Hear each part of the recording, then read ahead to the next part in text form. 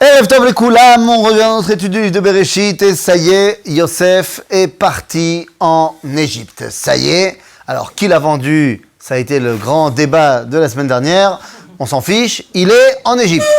Maintenant, c'est fini. Et Yehuda, qui était le responsable, qui a pris la responsabilité de la vente, prend également sur lui la responsabilité de la chute, et donc, Vayered Yehuda.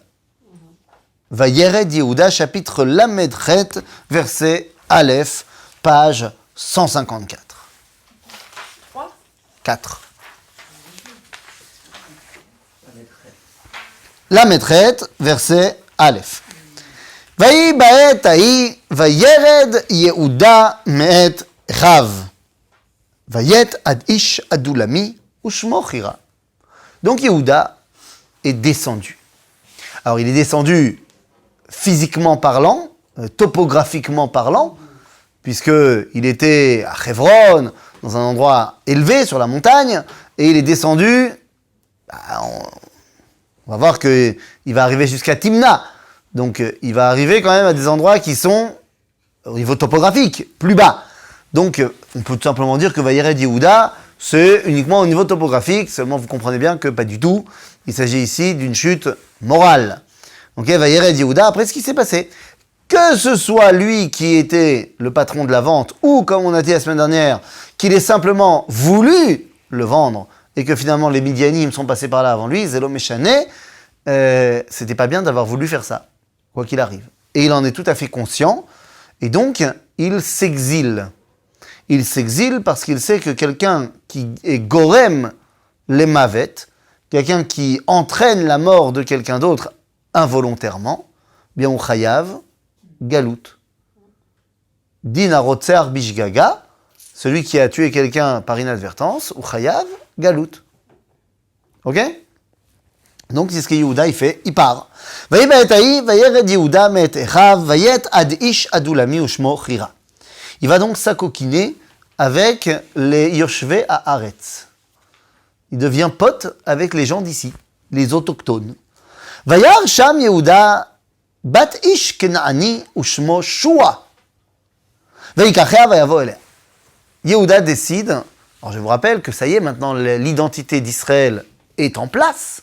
Donc puisque l'identité d'Israël est en place, eh ben, on peut mêler des identités extérieures. Et donc Yehuda décide de tout simplement se marier.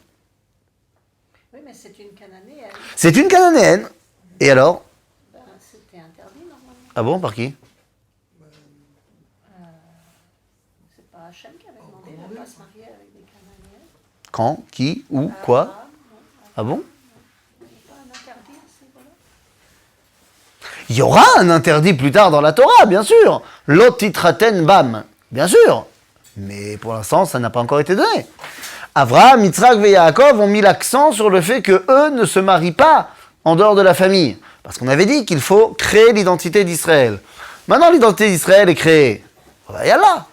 Et dis-moi, ils se sont mariés avec qui, les autres frangins? Alors oui, le Midrash nous dit qu'ils avaient chacun une sœur jumelle. Et que donc, ils se sont mariés entre eux. Hein? Ouais. Genre, ça choque personne, je sais pas, non? Tranquille, genre. Quoi? L'inceste, je sais pas. Ah, tu dis l'inceste, c'est problématique, mais c'était pas leur vraie sœur. Ouais, genre, réveillez-vous. C'est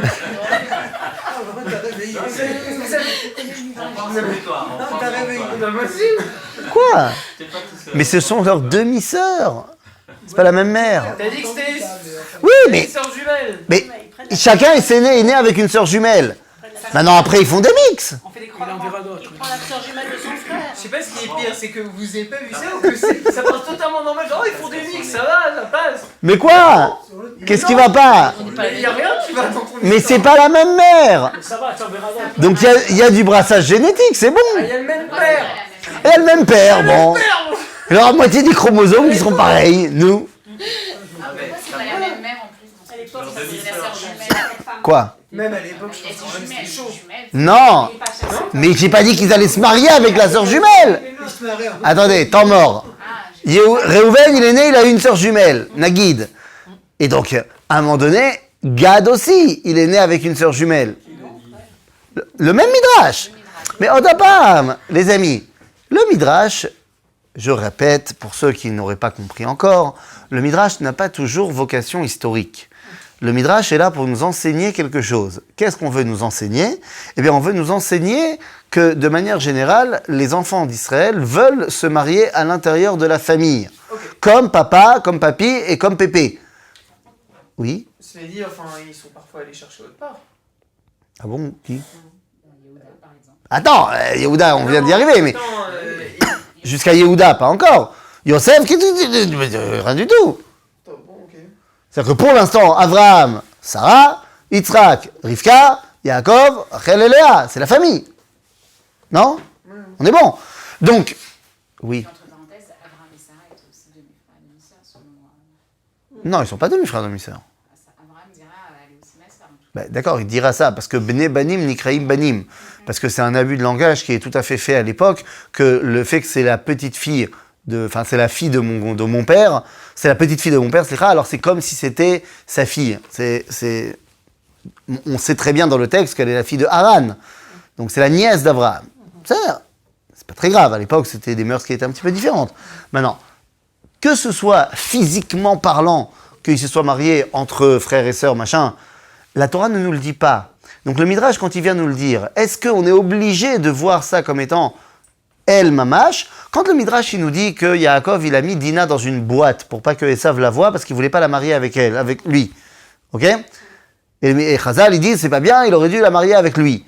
Personne ne pense vraiment que Yaakov aurait dû marier Dina à Esav, dans la mesure où Dina avait 8 ans et Esav 98.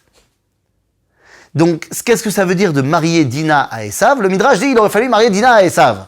Dans les faits, qu'est-ce qu'il aurait fallu faire? La marier au petit-fils de Esav. C'est-à-dire que le mariage entre les deux branches de la famille permet à la réunion de la famille. Évidemment, pas entre Dina et Esav, monsieur Esav, qui n'ont pas du tout le même âge. Ok? Donc, c'est de ça qu'on veut parler. Donc, le Midrash, quand on te dit qu'ils sont nés avec une sœur jumelle, si la Torah avait voulu que tu le saches, elle l'aurait marqué.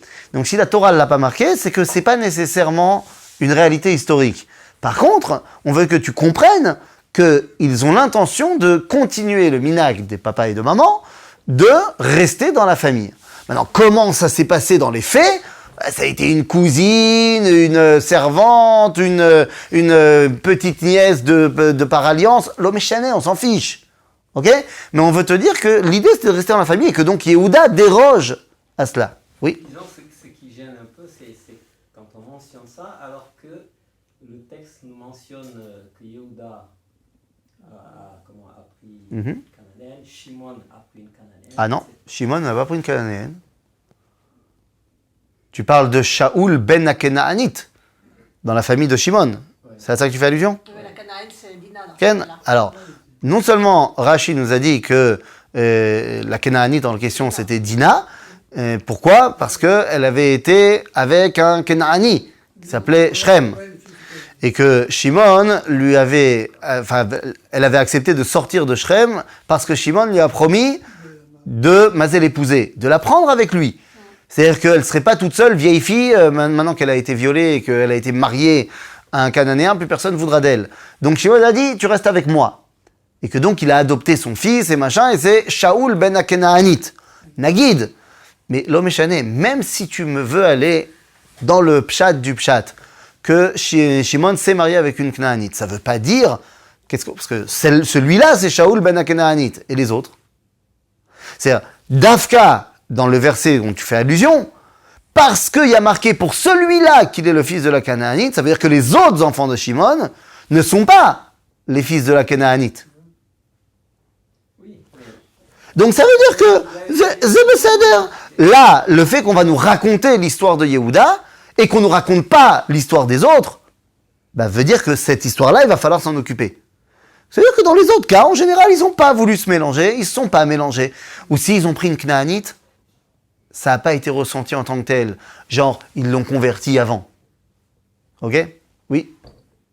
Mais il n'y a pas un autre Midrash qui dit que justement les fils de Jacob ont épousé des Cananéennes.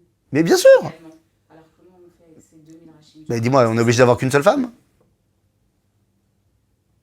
Donc toi tu dis que les deux se tiennent. Ils ont Bah, évidemment! et une Cananéenne. D'abord, je suis presque sûr qu'ils ont eu plusieurs femmes chacun. Ils avaient de qui tenir, hein, je te signale. Je suis presque sûr qu'ils avaient plusieurs femmes chacun, ils avaient de qui tenir. Papa, il en a 4. C'était courant, ouais. À l'époque, c'est cool. Bon, alors si c'est comme ça, pourquoi c'est écrit Vayered Yehuda alors Alors, non, Vayered Yehuda par rapport à ce qui s'est passé avec Yosef. Ok, oui, parce que tu n'étais point là la semaine dernière. La semaine dernière, on a évoqué la responsabilité de Yehuda dans le fait que Yosef finalement se retrouve en Égypte. Donc Vayered Yehuda, c'est tant au niveau physique, topographique, que moral. Ok? Et le fait qu'il va maintenant s'unir à une cananéenne, ça fait partie de cette Yerida Monsarite. Oui? Non? Du coup, je comprends pas le problème de l'autre. Quel problème? Il peut avoir été et marié avec une cananéenne, enfin les autres ont pu se marier et avec des cananéennes et aussi avec des membres de la famille. Alors pourquoi pour Yehuda ce sera un problème? Parce que tu vois que Yehuda, la Torah le met en avant. Ça veut dire que Yehuda, il n'en a pas d'autres de femmes. Et d'ailleurs, on va voir que dans les enfants de Yehuda, il n'y a que les enfants qu'il a eus avec elle et les enfants qu'il aura avec Tamar. Okay, donc on ne voit pas qu'il y a d'autres tsaïtsaïm. Ok? Donc il va se marier avec une femme. On ne la connaît pas, cette femme. On sait juste qu'elle est la fille d'un monsieur qui s'appelle Shua. C'est qui ce Shua? Est-ce qu'il avait le choix de se marier avec la fille de Shua? C'était pas mal, hein? Je la prépare depuis le début. Ok? T'as vu ou pas? Bon, qu'est-ce que ça veut dire Shua? Eh bien, Shua, en cananéen de l'époque, c'est-à-dire en acadien, eh bien, Shua, ça veut dire dekel. Dekel, c'est un palmier. Mais attention, ce n'est pas un etz tamar, c'est un dekel. C'est-à-dire que dans les palmiers, il y a le palmier mâle et le palmier femelle. Le palmier femelle s'appelle un dattier. C'est-à-dire que le palmier mâle ne donne pas de fruits, le palmier femelle donne des fruits. Yehuda Kaniere, qu'il avait une très bonne intuition, il a compris vers où il fallait aller. Mais il s'est planté au début. C'est-à-dire qu'il a été voir la fille du palmier qui ne donnait pas de fruits, pour finalement se marier avec Tamar, pour pouvoir donner tzadik Tamar Ifrach. Mais ça va prendre du temps. Ok? Donc on va voir ce qui va se passer entre-temps. Donc, Vaïkaria va yavo elle. Vatar va-t-elle être ben? Donc elle a un fils. Tout l'espoir de la famille juive réside en lui. La famille juive, Milachon, Yehuda. Juif, ça vient de Yehuda. Donc tout l'espoir de la famille juive de l'époque réside dans ce fils-là. Vatikra et Shemo, Vaikra et Shemo, Er. C'est fait. Qu'est-ce que ça veut dire, Er? Réveillé. Bouddha. Ça veut dire Bouddha. L'éveillé. Er, il est réveillé. Il est éveillé à son monde. C'est Tov. Ah, il y avait plein d'espoir dans ce mec-là.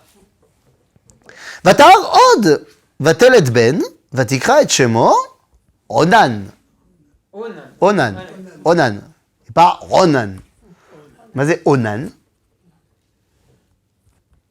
Mais c'est On. Ah, c'est un prêtre? Est-ce qu'il y a une relation Non, avec Cohen Hon, tu dis. C'est pas pareil. Est-ce qu'il y a une relation avec le dieu des Égyptiens? Tu dis Cohen On. Que Potiphera Cohen On. Yecholiot. Mais il y a surtout une relation directe, regardez, avec les brachot de Yaakov, dans la paracha de Vayechi. Attendez 2 secondes, voilà. Quand il vient commencer à faire les brachot à tous ses enfants, Yaakov, il dit à Reuven, Kochi, Vereshit, Oni. On, c'est la force, la vaillance virile. Ok, c'est la capacité de faire des enfants. Donc c'est gamme positif. Le problème, c'est qu'est-ce qu'on va faire de tout ça? Eh ben, on avait des grands potentiels qui sont partis en cacahuète. Iné. Voilà. Vatosef od vatel et ben vatikra et shemo shela vaya birziv belideta oto. Qu'est-ce que c'est que cette histoire-là, Vaya Birziv, Ken, Belideta Oto, elle est très déçue. C'est déception. Birziv, Ken, Belideta Oto. Là-bas, ma baya. Attends, traduis, je sais pas. Quoi? La phrase. Vaya Birziv, Belideta Oto. J'ai pas traduit parce que je te demande d'aller voir Rashi qui te traduit la phrase. Il dit, hein, et voilà, il dit Vaya Birziv, Shem Amakom. ואומר אני על שם שפסקה מלדת נקרא כזיב, לשון היו תהיה לי כמו אכזב, אשר לא יחסבו מימיו. דאם לא כן, מה בא להודיענו? ובבראשית רבה ראיתי ותקרא שמו שלה וכולי. זאת אומרת, מה זה ברזיב? C'est qu'en fait, Sheila, le nom qu'elle lui a donné, c'est semble-t-il qu'au moment de la naissance de Sheila, les médecins lui ont dit qu'elle ne pourra plus avoir d'enfant. Donc, non seulement c'est Shem Makom, mais c'est pas que l'endroit il s'appelait Rziv. C'est à cause de ce qui s'est passé, ils ont appelé l'endroit Arzava. La déception. Pourquoi la déception? Parce que voilà, il n'y aura plus d'enfants après Sheila. Ok? Bon. Maintenant, qu'est-ce qu'ils vont faire ces enfants-là? Eh bien, on nous dit, Vayikach Yehuda, Isha le'er bechoro, ushma Tamar. Il est toujours dans l'idée du palmier. Très bien. Je vous rappelle que normalement, si tout se passe bien, ce R sera le père du Mashiach. C'est le but. C'est le fils de Yehuda, l'aîné de Yehuda. Tout devrait aller comme sur des roulettes. Vehi R bechor Yehuda ra be'ene Hashem vayemiteu Hashem. Makaralo. Non, mais il faisait quoi? Ouais, Ra, Baïné Hachem. Ce verset-là n'est pas clair, mais le second vient nous éclairer. Vayomer Yehuda le Onan, bo el eshet achicha, veyabem ota, veakem zera le achicha. Donc, qu'est-ce que Yehuda il propose à son fils, son deuxième fils, Onan? Écoute, prends Tamar et fais ce qu'on appelle le Yiboum, le Lévira. La preuve que le Yiboum existait avant Matan Torah. C'était dans la culture de l'époque. Et donc, il n'y a aucun étonnement à retrouver les lois du Yiboum dans les lois de Hammurabi. Aaron, Chouké Hammurabi? Les lois de Hammurabi? Ouais, tout le monde connaît, c'est bon? Attends, 2 secondes. Et bien, après, tu dis pas. Il était rat aux yeux de Dieu, mais Mitéou Hachem, ça veut dire quoi? Dieu l'a tué, Ah, oui. carrément. Non, parce que pour Iboum, il faut qu'il soit mort. C'est ça. Ouais, ouais. Sinon, c'est interdit de prendre la femme de son frère, Non, mais. a priori. Non, pas que tu aies des idées ou quoi que ce soit, tu vois. A priori, c'est interdit. Donc, le Lévira, c'est Chouké Hammurabi. Hammurabi était un roi de Babylone de l'époque d'Avraham Avinu qui a écrit plus ou moins le plus vieux code de loi qu'on ait retrouvé de l'humanité.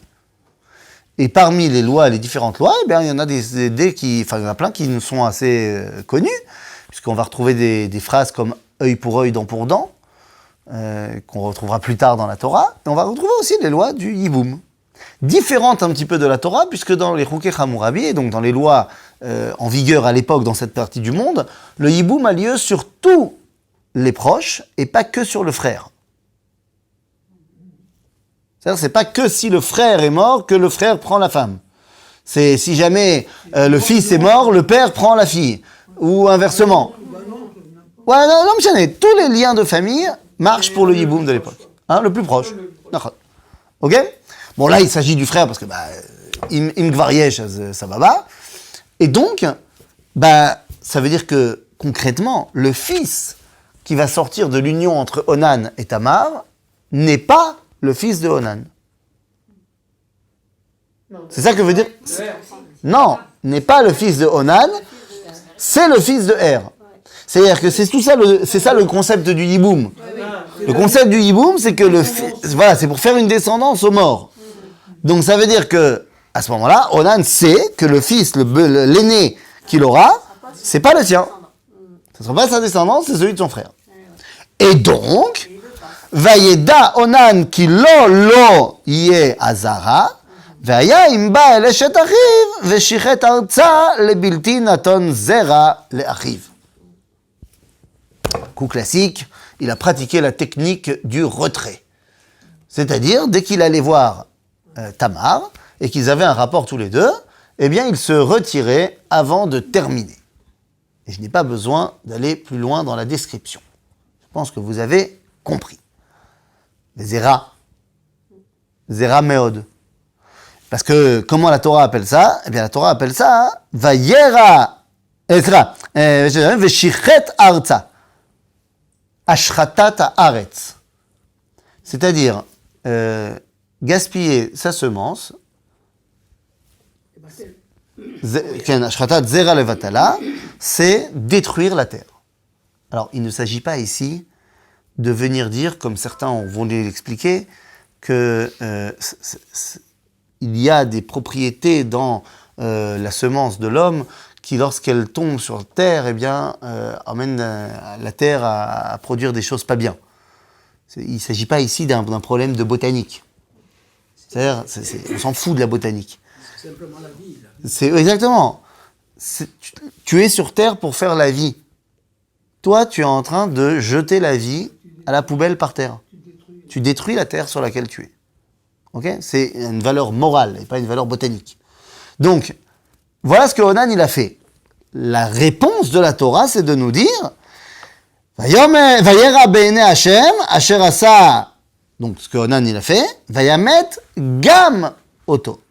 De là, nos sages vont en apprendre que si on nous parle que Dieu va le tuer aussi, le aussi, parce qu'on aurait pu simplement dire et Dieu l'a tué, j'ai pas besoin que tu me dises aussi, je sais très bien que l'autre il est mort aussi. Donc si on me dit aussi, c'est qu'on veut faire une corrélation entre les deux morts. C'est-à-dire que les deux pratiquaient la même chose, et donc Dieu les a tués pour la même raison. Seulement les deux n'avaient pas la même motivation. C'est-à-dire que Onan, il a fait ça parce qu'il savait que sinon ça serait pas son fils. Mais Le premier, il a fait ça parce qu'il voulait pas d'une femme il voulait pas d'enfant. Il voulait pas d'une femme qui va grossir et tout. Moi, ça me saoule. Mais la Torah Oui. elle dit pas que quand Onan il a pris sa belle-sœur, elle était enceinte. Ben, elle n'était pas enceinte. Hein? Elle n'était pas enceinte. Et alors pourquoi il s'est comporté comme ça? Tu dis, il savait que de toute façon c'était pas son fils et il s'est comporté comme ça. Non, pas parce qu'il est enceinte, parce qu'elle est enceinte. Parce que lorsque elle n'est pas enceinte, il se marie avec elle maintenant. Il va avoir des rapports avec elle. Il va la mettre enceinte. J'espère. Halachiquement parlant, cet enfant ne sera pas le sien. Et oui, parce c'est qu'il demande son C'est ça le truc du hiboum. frère qui j'ai bien compris que il fait en sorte que le nom de son frère soit Voilà. perdu dans le monde. C'est tout. Bon, ok. Il veut pas. Et ça reste quand même son fils. Non. Génétiquement, c'est son fils. Oui. Génétiquement, c'est son D'accord. fils, Mais allez, socialement parlant, halachiquement parlant, Choum Davar, c'est pas son fils. Ok, c'est. Mais il veut pas de ça. Je suis pas d'accord avec lui. Non, mais On dit pas que c'est bien ce qu'il a fait. Mais c'est comme ça. c'est lui, il voit les choses différemment. C'est-à-dire que pour lui, au point de vue halachique, ça lui dit rien du tout. Lui, il voit que si le résultat de la course, c'est pas son fils, il a rien à foutre. Exactement. Ben voilà. Voilà, c'est tout. C'est tout. Ben voilà. C'est pour ça qu'il le fait pas, tout simplement. Ok? Oui. Deux questions. Est-ce que, entre guillemets, ok, le premier, ce serait pas son fils. Mais Après, aurait- ah oui, mais avant qu'il en ait le sien, il faut qu'il ait le premier. Oui, non, mais du coup, bon. Donc, bah, tant pis pour les autres. Et il n'était pas obligé de la prendre pour femme. Alors, chidouche de la Torah, la chalitza. C'est-à-dire que le fait que tu puisses refuser un lévira, c'est un chidouche de la Torah. C'est-à-dire que la Torah nous a donné une échappatoire au lévira. Donc avant, il n'y avait pas de ces échappatoires. Socialement parlant, tu es obligé de le faire. Alors que la Torah, elle a dit, si tu n'as pas envie, tu ne le fais pas. Shav ma'adif, alacha le ma'aseh, ayom, be'am Israël. Im ze kore chas v'shalom. Adif yiboum ou chalitza. Ki gam ze mitzvah, ve gam ze mitzvah. Et de là, tu prouves que tu ne peux pas faire toutes les 613 mitzvot en même temps. Tu ne peux pas, un homme, faire toutes les... Enfin, une personne ne peut pas faire les 613 mitzvot. Non, parce qu'il y a d'autres qui paraissent contradictoires, mais que certains, avec l'esprit tordu, ont décidé de faire. Il faut savoir qu'il y a, dans certains milieux, de certaines chassidoutes dont je tairai le nom, qui ont 3 lettres, eh bien, ils veulent beaucoup faire la mitzvah qui s'appelle Marzir Grushato. C'est-à-dire qu'il y a une mitzvah de se marier, il y a une mitzvah de divorcer, et il y a une mitzvah de se remarier avec sa femme divorcée, à condition qu'elle n'ait pas été avec quelqu'un d'autre entre-temps. Donc, dans certains milieux, d'une chassidoute dont je tairai le nom qui a 3 lettres, De divorcer? il y a une mitzvah de divorcer, bien sûr. Mais c'est une mitzvah que je préfère que tu fasses pas. Ils accumulent les mitzvot. C'est-à-dire, donc il y a dans certains milieux, eh bien, ils se marient, après ils divorcent, et puis après ils se remarient. Il divorce pour quel motif? Aucun, on s'en fout. C'est juste pour faire la mitzvah. Sort de faire la mitzvah, et après, on se remarie. Oui, c'est tordu. Ça fait travailler les salles. C'est tordu. Et vu que dans certains milieux-là, la condition féminine accordée à la femme est on va pas dire archaïque, parce que archaïque c'est quand même super moderne par rapport à ce qui se passe là-bas, il y a plein de femmes qui, une fois qu'elles ont compris dans quoi elles sont rentrées, eh bien, et une fois qu'on les a divorcées, elles refusent de se remarier. Et donc, il y a pas longtemps, le chef de ces milieux-là a décidé qu'il fallait plus faire le divorce pour la reprendre, parce que sinon elle reviendra pas. Quand on parle de tordu... En somme, c'était une bonne occasion de se Hein, t'as vu ou pas? Bekitsour, tout ça pour dire à Botaï que tu peux pas faire Eyiboum, C'était la porte ouverte pour se tirer. tu peux pas faire Eyiboum et Khalitsa. Faut choisir. Soit tu acceptes le Yiboum, soit tu l'acceptes pas. Donc tu peux pas faire les deux mitzvot en même temps. Bekitsour, Anishoel, Alakha le Maaseh. Si ça arrive, Ma'adif. Ça dépend de l'attirance des gens. Alakha. Les deux, c'est des mitzvot, il n'y en a pas une qui est meilleure. Donc, Tu veux. alors, donc tu peux dire, kiff. Ouais, si elle te C'est plaît, tu la prends. Fair enough. Tu dis bye bye. Fair enough. Az machloket Ashkenazim vesfaradim. Comme d'habitude. Aposkim sfaradim. Voilà un nouveau. C'est ça. Les poskim sfaradim sont beaucoup plus dans le kivun de Yiboum, alors que les poskim ashkenazim préfèrent la khalitsa. Pourquoi? Oh, après, chacun, il donne leurs arguments, machin. Les deux sont valables, l'homme est chané. Ce qui fait que en Afrique du Nord, on va trouver des gens qui sont nés de Yiboum jusqu'à récemment. Ah oui. Oui. C'est la matière de Oui. Moi, quand on fait le hiboum, je veux savoir si le premier bébé c'est une fille. Ouais, on continue. Pour donner le nom. Non, on continue. Alors, il faut... Tant qu'il y a pas un mec, c'est une bonne remarque. Tant que c'est pas un mec, ça continue d'être pas pour lui. C'est-à-dire que, Et après, non, elle doit- attends. La fille qui naît, elle est pour lui. Oui, d'accord. Mais le premier mec qui va naître, c'est pas pour lui. Ok? Oui, c'est une société patriarcale à l'époque, qu'est-ce que tu veux que je te dise? Zemayesh. Non, tu n'as rien dit, mais tes yeux en ont dit beaucoup. Ok? Ensuite, il a Oui. le droit de se séparer de cette femme. Ah oui, tout à fait. Bah, a priori, il n'est pas forcément amoureux d'elle. Oui, Pourquoi tu veux qu'il condition. Mais c'est la femme de son frère, et peut-être il l'aime pas. Peut-être. Il a fait la mitzvah, c'est tout. Il veut faire la Il mitzvah. a fait la mitzvah, il est content, il a donné une descendance à son frère. Toda Rabba, Shalom al Israël. Et voilà. Ouais, d'accord. Mais s'il est déjà marié, comment ça Faut qu'elle soit d'accord, sa femme. D'accord, d'accord, ça fait. Elle est d'accord, t'inquiète. Ou pas. C'est-à-dire, je vais pas m'immiscer dans les histoires de famille. D'accord? Mais aujourd'hui, Oui. est-ce que ça se produit encore le... On fait Khaïtsa. Attends, je viens de te dire. Chez les Sfaradim, ils préfèrent encourager à faire Yiboum. Chez les Ashkenazim, ils préfèrent encourager à faire Khalitsa. Moi, j'en ai plus. J'ai entendu. Hein? J'en ai plus. Alors, je répète, encore une fois, encore aujourd'hui, dans les poskim Sfaradim, ils encouragent plus à faire le Tu Yiboum. connais quelqu'un qui a fait Yiboum, toi? Je connais quelqu'un qui habite à Kiryat Moshe qui est né d'un Yiboum. Il a Omnam, il va sur ses 90 ans. Ah, ok. D'accord, mais bon, c'est pas non plus dans les temps bibliques. J'en connais C'est-à-dire de mon âge, moi. Il est né. D'accord. Ok? Nounou. C'est pour ça que les frangins essayent de faire en sorte que leur frère se marie avec quelqu'un de bien. Parce qu'au cas où, on sait jamais. On sait jamais. C'est comme ça. Bonne idée. Bah écoute. Hein, quand même. Oui, Aujourd'hui, excuse-moi, dernière question. je t'en supplie. Juste pour être clair, mais aujourd'hui encore, avec Pitora, même s'il n'y a pas de frère, alors c'est un autre proche parent qui Non. peut faire le hiboum? Non. Parce que la Torah a réduit le Yiboum à uniquement le frère. D'accord. Et alors, dans le cas de Ruth, De Ruth, C'est pas du Yiboum, Ruth. Ben, Ruth, elle s'est mise avec. je sais pas comment C'est pas du Yiboum. c'est Géoula. C'est l'autre davar. Géoula. Géoulat karkaot, Géoulat adam. C'est-à-dire que il ne s'agit pas ici d'un yiboum. C'est-à-dire qu'on n'est pas en train de faire un nom à Machlon et à Kilion. C'est-à-dire enfin, Kilion, en l'occurrence. Kilion, c'était le mari de Ruth. Ok. Mais il n'y a pas un lien de proches parents aussi qui... Oui, mais pas... Il ne sa... Ah, voilà. C'est pas qu'on veut faire un nom à Kilion. C'est que Kilion était le fils de Elimelech. Et donc, il avait un territoire, ce bonhomme. Maintenant qu'il a plus, et que lui est mort et qu'il n'a plus de fils, à qui revient ce territoire? Donc, il s'agit de faire Géoula. Géoula du lopin de terre familial, de la famille, quoi, en gros. Donc, ce que Boaz, il va essayer de faire, c'est trouver le plus proche parent. Il a trouvé, il veut pas. Ah, moi, je vais te marier avec toi. Ok? Donc, c'est pas du hiboum. On est bon? Yofi. Donc,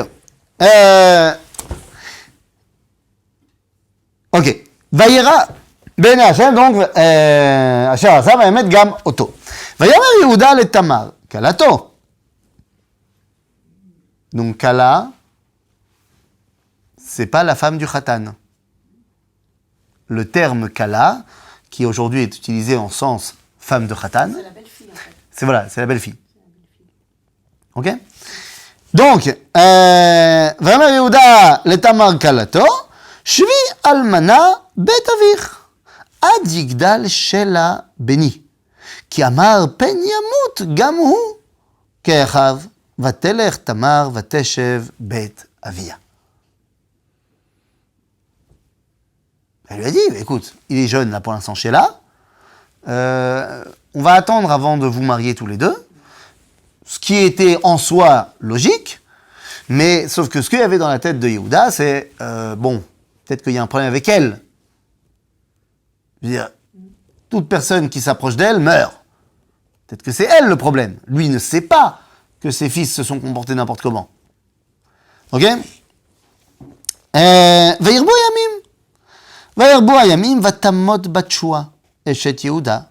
Vayinachem Yehuda. Vayal al gozezet tsono. Ou vechira re'eu adulami timnata. Les années passent. La femme de Yehuda disparaît. Yehuda se remet petit à petit de son deuil et il va vendre ses troupeaux, enfin vendre sa laine plutôt, de ses troupeaux, au marché à Timna. Donc on est bien dans le sud déjà. Hein. Ok, par rapport à Hebron, on voit qu'il est bien descendu. On est Baharava. Vayugad le Tamar les morts. Ine, chamich ole Timnata, la goz tsono. Vatassar bigdal menuta, c'est-à-dire qu'elle avait toujours ses habits de veuve, comme la coutume le voulait à l'époque. Tant qu'elle est veuve, elle est veuve. Me'alea, vatechas batseif, vatit alaf, vateshev bet petach enaim asher al derech timnata, ki raata ki gadal shela, ve'ilo nitna lo leisha. C'est-à-dire qu'elle a bien vu que Shela avait grandi, qu'il était majeur, et que Yehuda lui a toujours pas donné. Donc elle a compris que Yehuda il veut pas lui donner. Mais elle, Tamar, elle sait qu'elle doit avoir une descendance de cette famille-là. Elle comprend, elle, Tamar, qu'elle est Tzadik Tamar Yifrach. Elle sait que c'est d'elle que ça doit passer. Diront nos sages que Tamar, c'est la fille de Shem ben Noach. Ouais, c'est un midrash. Et ouais, c'est pas la fille biologique de Shem ben Noach. Mais c'est la fille de Shem ben Noach. C'est-à-dire qu'on va retrouver... Quoi? Non, je croyais qu'on avait dit tout à l'heure qu'elle était cananéenne, c'est pour ça que j'ai un bug. Quoi? Elle est cananéenne? הנה. ויקח יהודה אישה לער בכורו ושמה תמר. איפה כתוב שהיא כנענייה? לא כתוב, נכון? Je croyais qu'on avait... Eh ben non, on n'a pas dit. C'est la première qui est Batchoua, elle est cananéenne. Tamar, on n'a rien dit. Ok? Et donc, on te dit ici qu'elle, elle comprend que ça doit passer par là, et donc elle veut que ça passe par qui? Par Yehuda. Directement. Par Yehuda, directement. Ok? Des prophétesses alors? De là, tu peux pas le savoir. Mais qu'elle ait une intuition, ça oui. Ok? Et donc, qu'est-ce qu'elle a fait? Enfin, il a fallu qu'elle ait beaucoup de patience quand même. Tu sais pas. Attendre que le gosse il grandisse. Tu sais pas quel âge il avait? Et s'il avait 12 ans? Elle a dû attendre 1 an. C'est pas la fin du monde. C'est-à-dire que on ne sait pas quel âge, on nous dit pas quel âge avait Sheila au moment de la mort de Onan, et donc combien de temps elle a dû attendre. Peut-être qu'elle a attendu 6 mois. C'est-à-dire qu'on ne peut pas savoir. Archulo shamayamim. Combien c'est pas dit. C'est-à-dire, donc c'est pas très important en vérité. Le fait d'être en deuil, on peut pas savoir à peu près. Quoi, tu dis que Bigde Aveluta, Bigde Almenuta? Non, c'est pas Avelut. C'est Almana. Almana, ça peut être toute sa vie. Ok? Non, mais ça explique le fait qu'elle avait cette intuition que ça devait passer par elle. Et à ce moment-là, elle a eu la patience d'attendre. Regarde. Ben, peut-être qu'elle a attendu beaucoup et que donc, parce qu'elle avait cette intuition, ça explique. Mais d'un autre côté, peut-être qu'elle n'a pas vraiment attendu beaucoup. Donc c'est pas forcément ça. Oui? Ça n'a pas de connotation de genre. Si, mais je peux pas te donner de timing exact. Oui? Non? Ok. Ça va. Alors, donc qu'est-ce qu'elle a fait? Elle s'est habillée. Comment elle s'est habillée? C'est déguisé en prostituée. Waouh. J'adore. Direct, vous en avez fait une prostituée. C'est fantastique. Déguisé. Mais, slicha, איפה זה כתוב? Je sais pas. ותכס בתסעיף. C'est Yehuda qui l'a pris pour une Mais- prostituée. Ah bon? J'aimerais bien voir ça. ותכס בתסעיף ותתעלף ותשב בפתח עיניים על דרך תמנתה. Elle s'est cachée. Elle s'est mis des habits. Un voile. ויראה יהודה ויחשביה לזונה. Aval, c'est pas ça qu'il a vraiment pensé d'elle. Pourquoi est-ce que c'est pas ça qu'il a vraiment pensé d'elle? Saute 2 secondes, on va revenir à notre verset, mais saute 2 secondes au verset Kaf Aleph. Ok? Tu l'as? Non, c'est la même pas. Ah non, tu n'as pas de notre. Vaishal et anshe mekoma lemor aya kedesha. C'est-à-dire que Yehuda, il la prend pour une kedesha. Et pas pour une zona. La Torah nous dit que Yehuda l'a prise pour une zona. C'est-à-dire que Yehuda, quand il parle, il dit où elle est la Kedesha. Mais la Torah, elle te dit non, Yehuda, en fait, en vrai, tu cherchais pas une Kedesha, tu cherchais une zona. Alors, quelle est la différence? Quelle est la différence? Zona, c'est une prostituée. C'est Machenikra Znout. Voilà. J'avais rien de prévu de 5 à 7 aujourd'hui. Tu es là, je suis là, combien tu prends, on est content, on restera bons amis, tout va bien. C'est Znout. Maaseh Znout. Moutar, Assour? Moutar. À l'époque de Yehuda. On est à l'époque de Yehuda, Rabotai. À l'époque de Yehuda, la Torah n'a pas été donnée, je vous rappelle. Ok? Ok. Chutz misé, même après que la Torah a été donnée, Adain Zemoutar. Bah oui, parce que Maaseh Avot, il va de la vanille. Non. Bah si, Non. bah, il l'a fait, tu Oui, peux mais. faire. Non, mais c'est pas parce qu'il l'a fait que c'est forcément moutard. Ah, de quoi? C'est pas parce qu'il l'a fait que c'est forcément. C'est pas parce que Maaseh Avot sont des siman labadim, des fois ils ont fait des trucs bien, donc c'est un siman qu'il faut pas le refaire. Exemple, Maaseh Avot siman labadim. Yaakov, il a préféré un de ses fils par rapport aux autres, ça nous a amené en exil. Maaseh Avot siman labadim, ne le fais pas. C'est-à-dire, non, Péchout. Quand la Torah va être donnée, il va être clairement interdit de se marier avec une non-juive. Comme on a dit, lot titraten bam. Aval, znout, imgoya, lo asur. Mazé znout, stam. Ça va être assour à l'époque des Hashmonaïm, où Beddin shel Hashmonaï, ils vont interdire ça, officiellement. Jusque-là, ça ne sera pas assour. Ce qui fait que Moshe même s'il a certainement un problème profondément avec ça, il dit rien à tous les Bnei Israël qui vont liznot et benot Moav. Il a un grand problème avec le fait qu'on fasse la Avodah Zara de Baal Peor. Mais il n'a pas de problème officiel avec le fait qu'on aille voir les filles. Parce que c'est officiellement pas interdit. Ok ? Maintenant, pourquoi est-ce que la Torah ne l'a pas interdit officiellement alors que c'est pas bien ? Parce que la Torah n'interdit pas quelque chose qui a 0,09% de chance de se produire.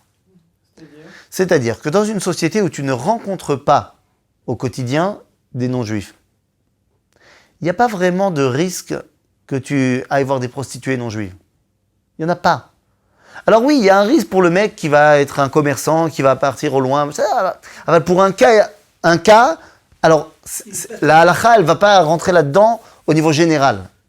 Maintenant, Beddin Shel Hashmonai, c'est la première fois dans l'histoire d'Israël que des goïms sont mélangés à nous sur notre territoire. C'est-à-dire mélangés mamash. C'est-à-dire qu'à l'époque des Shoftim, t'avais des Cananéens, t'avais des trucs machin, mais personne ne se mélangeait. Donc comme on ne se mélangeait pas, il n'y avait pas de débat. Mais à l'époque des Hashmonaïm, tout d'un coup, les Grecs, ils sont partout, ils sont là, ils sont avec nous, machin. Donc, ça devient beaucoup plus courant, malheureusement, et donc, on va interdire. C'est-à-dire ?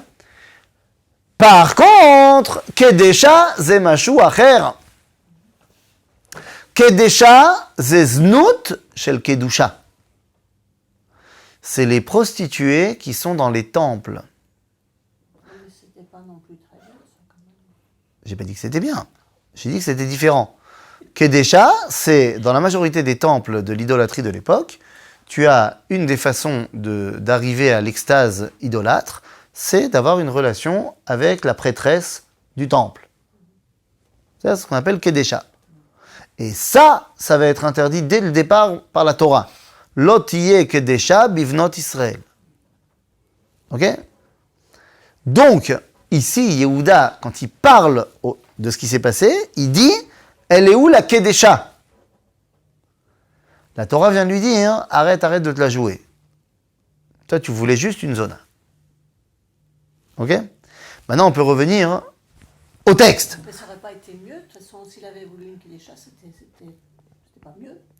Ben si, ça fait genre, j'ai un idéal. Alors que là, c'est stable. Maintenant, Vayershevea les zona, lama, je comprends pas, c'est sa bru. Oui, mais elle est voilée, il la reconnaît pas. Alors, Elle est voilée, Kikista panea.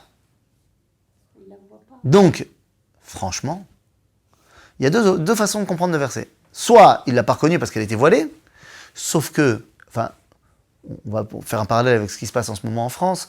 Il y a de plus en plus de femmes voilées en France qui ne sont pas, je ne les compare pas du tout à des prostituées, chas v'shalom, ça n'a rien à voir. Je dis simplement qu'une personne qui est voilée dans la rue, bon, ça m'attire que moyennement. Je veux dire, une personne que je ne vois pas. Je vois que ses yeux. Alors c'est vrai que par le regard, on peut faire placer plein de choses, mais bon, à la limite, une personne où je ne vois que ses yeux, je suis pas certain que c'est elle avec qui j'ai envie d'avoir une aventure. Elle a des beaux yeux. Ouais, mais bon, franchement, il m'en faudra un peu plus. C'est-à-dire, hein ? Ça craint. Quoi ? Ben, d'autant plus qu'aujourd'hui, c'est encore pire. Il y a des hommes qui se déguisent. Ah, tu dis oui, mais je sais pas à quel point c'était la mode à l'époque. D'accord, mais je sais pas à l'époque de Yehuda, je sais pas si c'était déjà la mode. C'est pas, c'est que ça commence par les yeux. Non, mais bon, nous, Bémet. Donc, si tu dis que là, elle s'est voilée complètement et donc Kista panea, pourquoi Yehuda il est tombé sous le charme ? Ou tu me dis qu'en fait, elle était pratiquement nue dans tout le reste du corps, mais elle s'est juste mis un voile sur la tête. Oh, tu vas dans le sens de ce que nos sages nous ont dit. Que Kikista panea, c'est pas maintenant. Kikista au passé, panea, que c'est la première fois que Yehuda il voit son visage. Parce qu'elle était tellement tsnoua que quand elle était bebet Yehuda, bebet Avia, elle se voilait tout le temps. Donc Yehuda il la connaissait pas. Je ne connaissais pas son visage. Il connaissait pas son visage. Donc, maintenant il la voit, Canon. canon. Il y a aussi le fait qu'elle était assise au coin de la rue. Non, le fait qu'elle était assise al derech hamaim, au puits, c'est-à-dire, c'est l'endroit où sont assis les filles. D'accord, mais j'imagine qu'elle n'était pas toute seule. Bah non, j'imagine pas, je sais qu'elle n'était pas toute seule. Iné, on te dit, al derech vateshev bepetach enaim. C'est-à-dire que les yeux regardent à cet endroit-là. Donc avant qu'elle était là, il y avait déjà des yeux qui regardaient à cet endroit-là, ce qui veut dire qu'il y a des gens, elle n'est pas toute seule. Ça veut dire que les yeux, c'est important. Bah non, mais je peux dire que c'était pas important, mais enfin bon. Donc, non, bah oh, elle est assise à un endroit qui invite à cela, c'est évident. Mais, ici, on est en train de nous faire conscience qu'elle a fait un stratagème pour avoir Yehuda, sans aucun doute, mais ça montre à quel point, avant qu'elle soit obligée à arriver à ce genre de travers, eh bien, c'était une femme extraordinaire. Ok? Et donc, Vayet alea el derech, el aderech, slicha, vayomer avana avo elaich, כי לא ידע, כי קלתו היא. ותאמר, מה תיתן לי, כי תבוא אליי? ויאמר, אנוכי אשלח גדי עזים מן הצאן, ותאמר, אם תיתן ערבון, עד שלחך. Ok? C'est-à-dire, je vais te payer avec un agneau, enfin un chevreau. Elle dit, ok, mais tu me donnes un gage.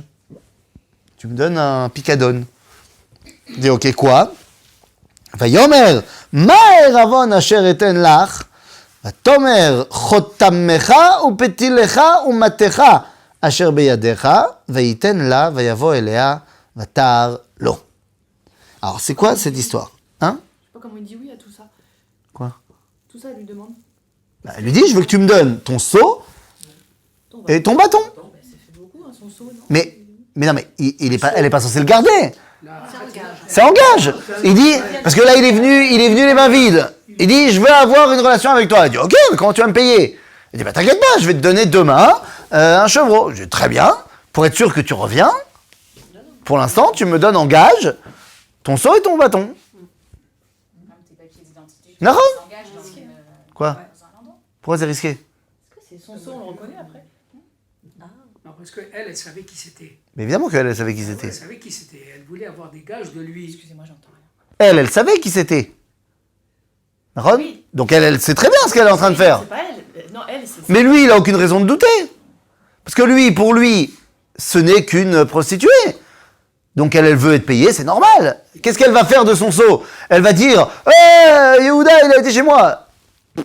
Personne ne le connaît, Yehuda, ici. Ah, ok. Ok? Donc, quand on regarde ce qu'on dit ici, Rashi nous dit, Chotamecha upetilecha. Alors regardez ce qu'il dit Rashi.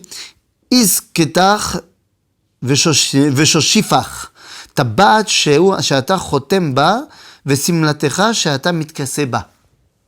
C'est-à-dire, je veux que tu me donnes en fait comme gage ta maison. En fait, elle lui a dit sans lui dire qu'est-ce qu'elle était en train de faire. Elle veut maintenant faire partie de son lui. Elle veut être sienne, tout simplement. Alors, בסדר, nous, yalla. On y va. ויאמר אנוכי אשלח גדי עזים מן הצאן. אוקיי, בסדר. סליחה. ותקום ותלך ותסר צעיפה מעליה ותלבש בגדי אלמנותה. Elle est repartie chez elle et elle a remis ses habits de veuve. Jusque-là, tout va bien. וישלח יהודה את גדי העזים ביד רעהו האדולמי לקחת ערבון מיד האישה ולא מצא. Son copain, il a dit, vas-y, va lui payer et ramène-moi mon bâton et mon seau. ולא מצא, elle n'est pas là. וישאל את אנשי מקומה לאמור, היה קדשה היא בעיניים על הדרך. ויאמרו לו, הייתה בזה קדשה. Il n'y a pas de קדשה. Il n'y a jamais eu de קדשה ici. Il Il a utilisé le mot Kedesha. y a des zonotes, mais il n'y a pas de קדשה. מה על מה אתה מדבר? Mais attendez 2 secondes. C'est qui a été demandé là aux gens? Son copain. C'est pas Yehuda. Oui, mais lui, il a demandé, elle est où la Kedesha? Donc ça veut dire que qu'est-ce que Yehuda lui a dit? Je vais voir la Kedesha. C'est-à-dire? Il dit, elle est où la Kedesha? Il dit, on n'a jamais eu de Kedesha ici. Il y a des zonotes, il y en a autant que tu veux, mais Kedesha, il n'y en a pas eu. Ah, טוב, בסדר, וישוב אל יהודה, ויאמר לא מצאתיה. וגם אנשי המקום אמרו, לא הייתה בזה קדשה. אויבי. ויאמר יהודה, תיקח לה פן נהיה לבוז. הנה שלחתי הגדי הזה, ואתה לא מצאת. En gros, je suis dans la mouise. Je me suis fait rouler. Non, mais non, il s'est pas fait rouler. Enfin, il pense qu'il s'est fait rouler, quoi. De quoi? Il a eu ce qu'il voulait, non?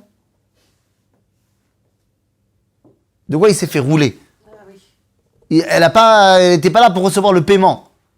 Il est inquiet quand même Oh, parce que sa bague, etc. Parce qu'il comprend qu'en fait, il est en train de se passer quelque chose avec lui, avec son identité. Parce qu'encore une fois, il faut rentrer dans les mœurs de l'époque. S'il lui a accepté de lui donner ça comme gage, c'est qu'il n'y a aucune raison de penser qu'elle va partir avec. Si elle est partie avec, il comprend très bien Yehuda qui se joue quelque chose à son niveau. Pour elle, ça a de la valeur. Pour elle, ça a de la valeur. Et donc il comprend qu'il se passe un truc. Parce qu'a priori, il n'y a pas de raison que ça ait de la valeur pour elle. Ok? Ça a de la valeur pour moi, ça n'a pas de la valeur pour elle, a priori. Vayikim shlosh chodashim vayugad li Yehuda lemor. C'est passé 3 mois. Et le ventre de Tamar a grossi. Zanta Tamar kalatecha. Vegamine hara liznunim. Vayomer Yehuda otsiyua vetisaref. Donc on vient dire à Yehuda, écoute, moi je veux pas balancer. Mais ta bru, elle a mangé beaucoup de chocolat, si tu vois ce que je veux dire. Elle a brûlé. Maintenant, elle est almana. D'accord, elle est almana, elle est donc toujours reliée à la famille. Elle n'est plus reliée à son père, elle est reliée maintenant à Yehuda. Il n'y a que lui qui peut la libérer et lui permettre de se marier avec d'autres. Elle est censée toujours attendre que Sheila se marie avec elle.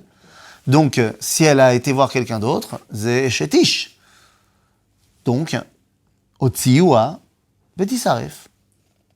Srefa, Ça veut dire quoi? On donne la mort. on va la brûler. À l'ancienne. Hein, tranquilloum. Bon, mais c'est bizarre cette histoire. C'est bizarre. Regardez ce qu'il y a marqué dans Rashi. Vetisaref. Amar Ephraim Miksha Mishum Rabbi Meir, Bito shel Shem Haïta Sheu Kohen, Lefichach Danua Bisrefa. Parce que normalement, une femme qui a été avec un autre homme, une femme mariée qui a été avec un autre homme, il chayevet skila. Lapidation. Encore mieux. Donc là, il n'a pas dit lapidation, il a dit Titsaref.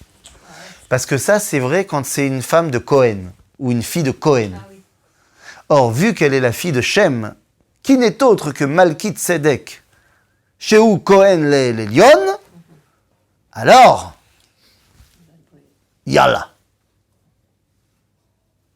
Donc, vous avez bien compris qu'on s'en fiche de savoir si c'est la vraie fille biologique, mais c'est la descendance d'eux. Et donc, il y a un certain level qu'on attendait d'elle, et que donc, Otsiura Vetisaref.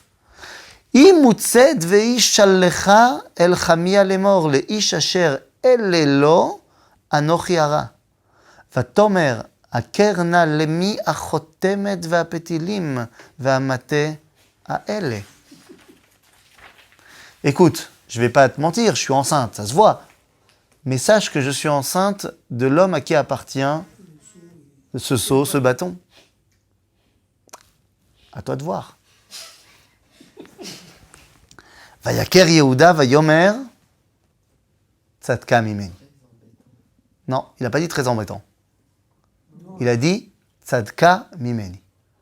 Elle a raison. Il dit, c'est très embêtant suite à... Ben non, c'est pas très embêtant justement. À aucun moment il dit ok, oups, je vais essayer de trucs. Non, il y a les pouvoirs publics qui sont contre moi. On essaie de me truc, machin. Non, il a dit tzadka mimeni. Zéo. J'ai fait une erreur. C'est toi qui as eu raison. Donc ça veut dire que en un coup, il comprend tout de suite tout ce qui vient de se passer. Il se repasse tout le film et il dit de quoi? En quoi tzadka mimeni? Que je t'ai pas donné Sheila. Bon, ben maintenant, je peux plus te donner Sheila. Puisque c'est de moi. Donc, très bien. Alors, yalla, viens avec moi. Ine, tzadka mimeni, tzadka mimeni, ki al ken lo natatia le Sheila beni, velo yasaf od ledaata. Vaï ba'et lideta. Donc c'est terminé. Maintenant t'es avec moi. C'est bon, c'est fini. Qu'est-ce que ça veut dire ça, justement, Vélo Yassaf Il n'a pas continué à la faire savoir aux autres qu'elle a été avec quelqu'un, machin. Au contraire, ça y est, on a régularisé le truc. Yehuda, il est sorti devant tout le monde. C'est ma femme, c'est à moi, c'est Zéou. Pas la peine de la Mais brûler. lui, il a reconnu. Non seulement c'est pas bien, ouais, mais c'est ma femme maintenant. Zéou. Assume complètement. J'assume complètement. Il ne voulait pas réellement donner à Tamar Sheila. Sheila. Ah bah, la preuve. Non, je veux dire, il était quand même dans cette. Au Optique. début, il voulait pas. Bien sûr. Mais pourquoi Ça veut dire que ça revenait à condamner Sheila à rester almana toute sa vie, quoi. Tamar. pardon. Ah oui. Non, Tamar, c'est pas très cool ce qu'il voulait faire avec elle. Enfin, qui sait, peut-être que si un jour Sheila s'était mariée, il lui aurait dit bon, c'est bon, je te libère. J'en sais rien. Je peux pas te dire. D'accord. C'est pas cool. Mais finalement, bah, il reconnaît ses erreurs, il reconnaît ses torts. Et c'est aussi une des grandes dimensions de Yehuda, c'est qu'il est capable de faire tchouva. Et d'assumer. Il a reconnu. Ça s'appelle faire tchouva. Faire tchouva, c'est d'abord reconnaître ses erreurs, les assumer et ne plus les recommencer. C'est ça? Et donc, effectivement, bah, c'est parti. Mais Oui. sa femme, pourquoi il n'a pas continué? Enfin, c'est sa femme, quoi. Tu vois? Quoi? Pourquoi la Torah nous dit qu'il n'a pas continué à Pilo à la prison comme une femme? Ben, c'est ça que ça veut dire. Toute cette histoire, elle est venue dans le sens, la rumeur qui a été lancée sur Tamar. L'autre aussi dans Récif. Il n'y aura plus personne qui va dire quoi que ce soit là-dessus. Ouais, d'accord. Puisque maintenant, c'est ma femme officiellement, donc tout le monde va comprendre qu'elle est enceinte de moi, parce que c'est moi qui étais avec elle, et voilà, c'est tout. Donc, la question, c'est pourquoi il écrit Vélo Yassaf Od les dates. Velo yasaf od לדעתה, regarde, ולא יסף עוד. יש אומרים לא הוסיף, ויש אומרים לא פסק. כן? ולא הוסיף מתרגמן. C'est-à-dire qu'on a arrêté complètement le débat autour de Tamar. C'est ma femme maintenant, terminé. Et Vea Mevin, Yavin. Ok? Et là on te dit, הנה, ויהי בלידתה, ויתן יד ותיקח המילדת ותקשור על ידו שני, לאמור זה יצא ראשונה. Donc, elle a des jumeaux. Et il y a le premier qui sort le bras. La Meyaledet, elle met un fil rouge. Et à ce moment-là, pour dire, bah, ça c'est celui-là le premier. Parce que bon, là, on revient dans les lois de Mendel et les lois de la génétique. Il y a pas mal de jumeaux dans la famille. Donc, c'est pas étonnant de retrouver des jumeaux ici. C'est-à-dire, Veike Meshiv Yado, Veine Yatsa arrive. C'est l'autre qui est sorti en premier. Vatomer ma paratzta alecha paretz, vayikra shemo paretz. ואחר יצא אחיו, אשר על ידו השני, ויקרא שמו זר. Non, mais ce qui est intéressant de savoir, c'est cette parenthèse de l'histoire de Yehuda avec Tamar au milieu De l'histoire de Yosef. D'accord ? Bien sûr, c'est ce qu'on a dit tout à l'heure. Enfin, la dernière fois, on avait terminé en disant qu'on aurait dû enchaîner la fin du chapitre la Metzaïn avec le chapitre la Bettet. Qu'est-ce qu'il vient faire là, le chapitre la Metret ? Eh bien, il vient nous expliquer qu'en fait, c'est ça l'essentiel de la paracha. L'essentiel de la paracha de Vayeshev, c'est la chute de Yehuda. Parce qu'en fait, maintenant, on est en train de commencer une paracha qui s'ouvre en 4 épisodes, Vayeshev, Miketz, Vayigash et Vayechi. Et en fait, on va voir que ces 4 épisodes ont chacun un sujet général. Il y a d'autres sujets, mais the sujet, c'est celui-là. Vayeshev, c'est la chute de Yehuda. Miketz, Aliyat Yosef, c'est ça le sujet. Vayigash, C'est Yehuda avec c'est la chute de Yosef. Et Vayechi, c'est Aliyat Yehuda. Adiat. Yehuda, où il devient le Melech. Ok ? Donc si tu veux, pourquoi est-ce que c'est au milieu de la paracha ? Parce que c'est ça le sujet de la paracha en vrai. C'est Yehuda qui est au centre de l'histoire. Maintenant, je vais simplement terminer en vous disant que donc, j'ai un message à faire passer ici, je m'adresse à la caméra, à toutes les personnes qui sont fans du fil rouge. Les amis, le fil rouge, ça n'a pas marché. Elle a mis le fil rouge pour dire ça sera lui le premier. Bah tu parles. C'est Peretz qui est sorti en premier et le mec au fil rouge, bah il est deuxième. Et on n'entendra plus jamais parler de lui dans l'histoire. C'est politique. Donc, toute personne qui veut se mettre un fil rouge autour du bras, bien qu'il sache que la première personne à qui on a mis un fil rouge, bah ça n'a pas marché. C'est un loser. Bon, après, moi je dis ça, je dis rien. Mais voilà. C'est ça cette histoire de cocktail, là, des gens qui mettent le fil rouge, là, c'est ça. Ils essayent de te faire vendre que ça vient de là. Vous l'aviez vu, il va Chazak u'Baruch. En vrai, c'est de la Avodah Zara. Déguisé sous forme